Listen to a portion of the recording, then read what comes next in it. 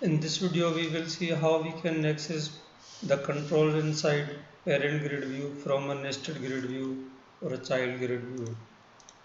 To do this, I will use the same example which we have been using in another videos, which contains the parent grid view with departments list, and when we click on that, we can see the employees list. Now, let's say there is a situation that you want to change the salary of this employee, and you do not want to refresh the whole page or bind the parent grid view as a whole, and you want to change the total salaries column, which is only one specific column of the parent grid view. I will show you how we can do this. First of all, I will assign the header text to these columns, and also to this one, EMP name. And just for our easiness, I will give it some cell padding as well, so we can easily identify two different grids.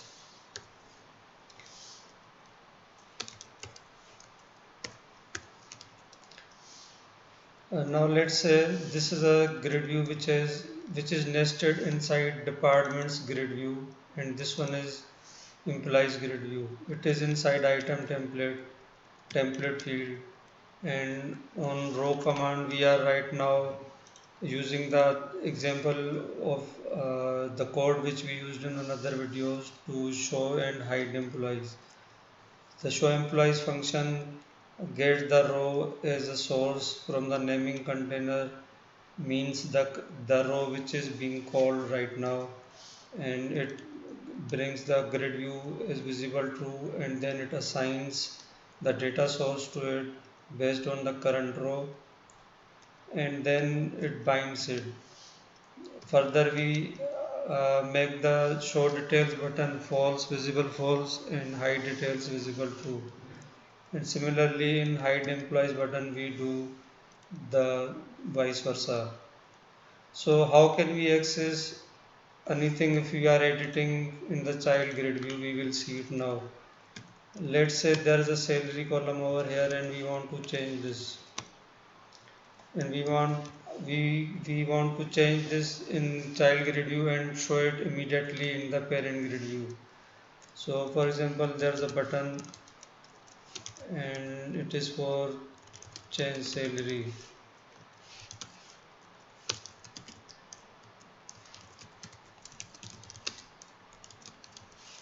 When we click this, we want to bring a text box visible true, so we can enter the new salary for this employee. We will show a text box, new salary, and we will by default make it visible false.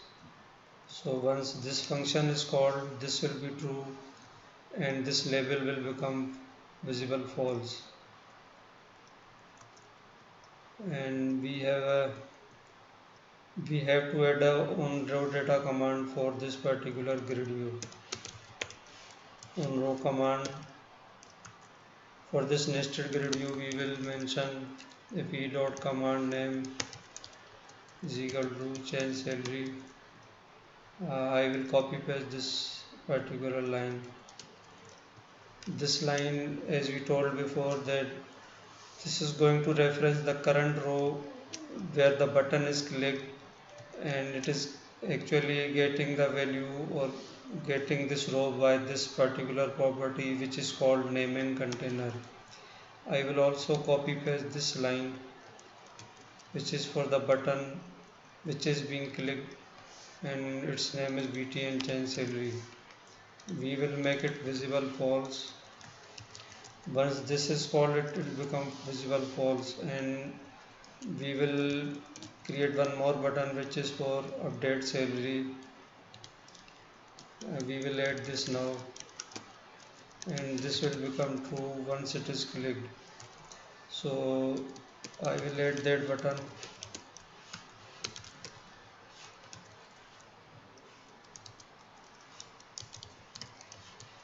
and it would be visible false by default.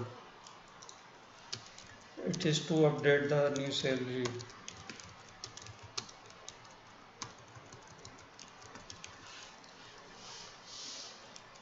So we will make it visible false over here by default, and once we click the change salary button, it will become visible true. So this is the now after this we will add a text box reference, and we have to show this to update the new salary. We will see now what happens till now.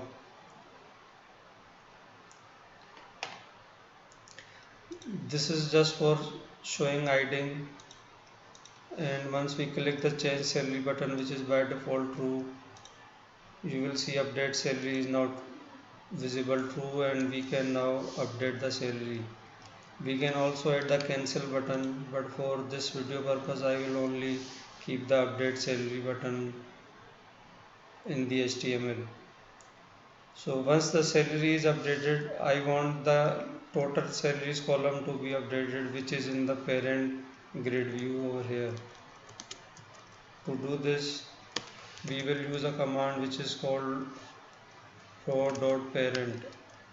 We have to go it up to third level. I will show you later why we write down parent command or parent keyword 3 times.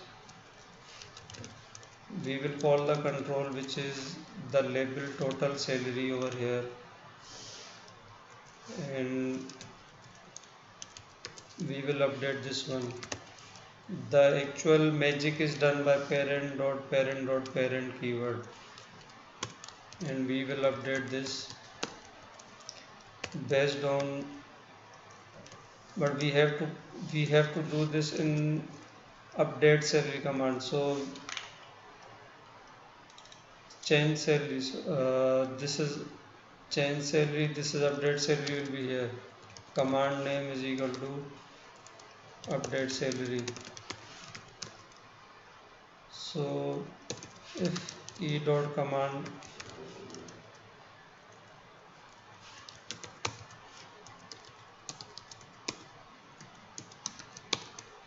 if e dot command name is equal to update salary, I will copy paste this line.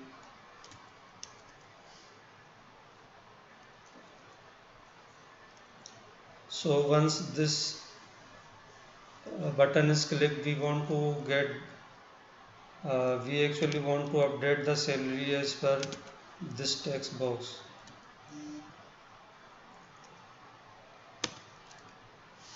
So let's say that value inside this text box, whatever the value is inside this text box.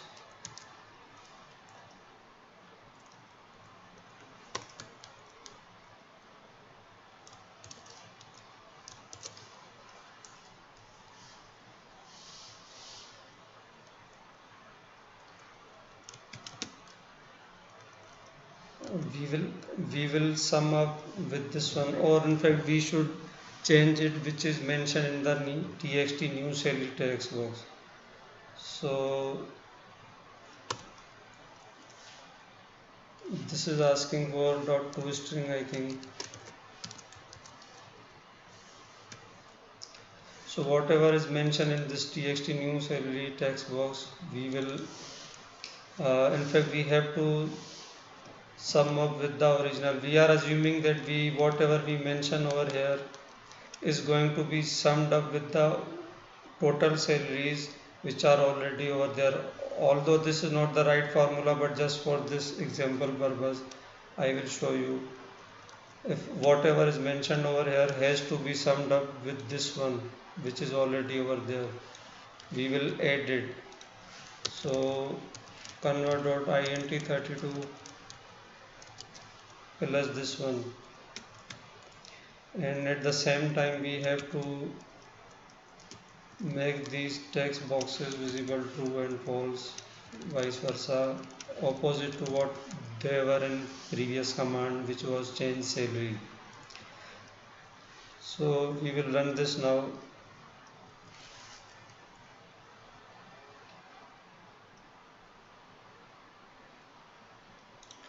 If we say change salary, now what we assume is that, for example, this is 2000 and we want to add one more thousand to this salary.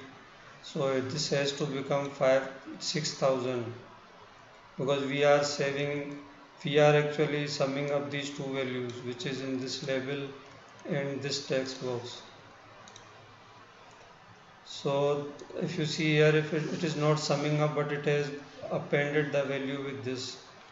So we will correct this one.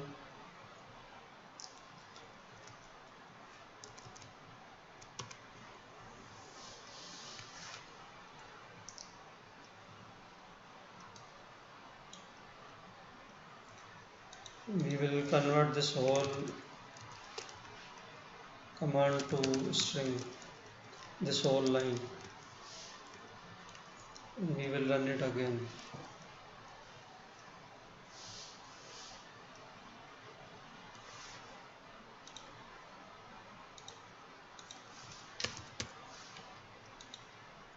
So this will become 6000.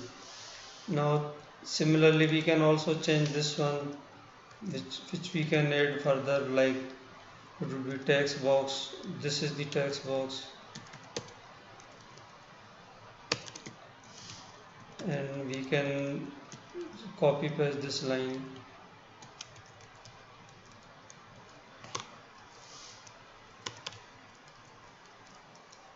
and we will add up two values which are already over there, one which we are going to add and one which is already there. So for example, it is LBL salary, and this time it will be in the current row. Before we were adding from the parent grid view, this time we want to update this only label, which is already actually the LBL salary, and plus the one which we add. So we will do it like this. But thing is that what is inside parent.parent, when we mention for updating the parent grid view, we will see it now by debugging.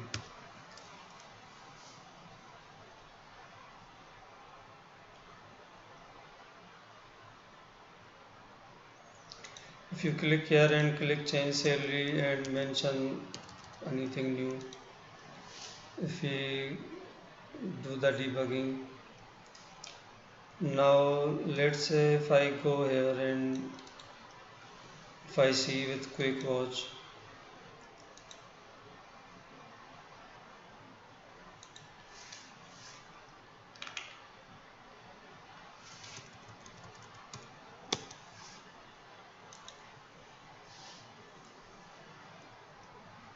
now we see here row.parent.parent, the client ID is shown as GRD employees, which is actually holding this particular label or the text box which we are updating.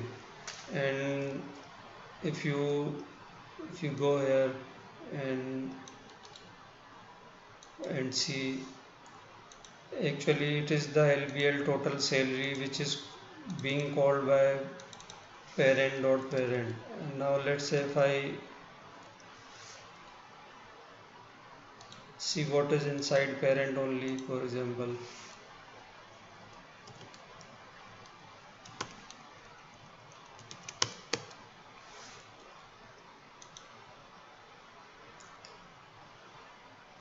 it's actually the column or the template column which is handling this particular grid view, which was shown on parent.parent we saw just a while ago, which is the grid view of grid employees.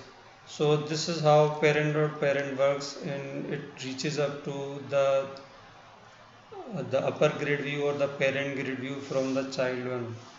And further you can update in database by, for example, cls implies obj cls is equal to new cls implies. We have a class over here, and inside this we update employee with the salary. For example, in this one, this is a stored procedure. We can update the employee name, department id, salary based on the employee id as the parent key or the primary key. And we will pass it objcls dot employee id has to be row dot cells 0 dot text, and we will convert it to integer. Similarly, the salary which is supposed to be updated over there is this one, which is updated now. So salary is equal to this particular text. So this is how we can update the parent grid view from the child grid view.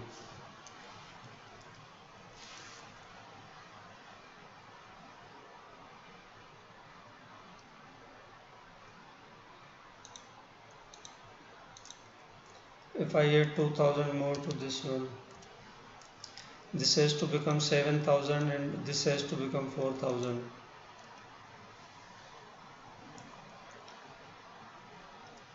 The department ID is not provided, so it has to be, because this is the foreign key, and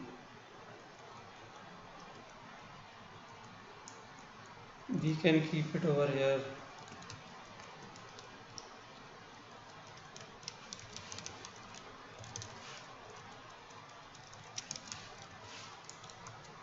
And over here we will mention department ID as 0 and employee ID from cell 1.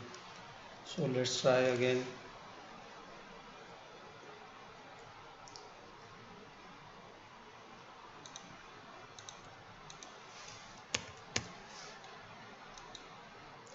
This has become 4000, this has become 7000. Now if I refresh the page, this is updated, you can see in the database, and this is also updated. This is not showing the employee name because we did not pass it over here, so we can also do for the employee name as well from the cell number 2, which is over here. So this is how we can update the things in the parent grid view from the child grid view using parent.parent.parent keyword.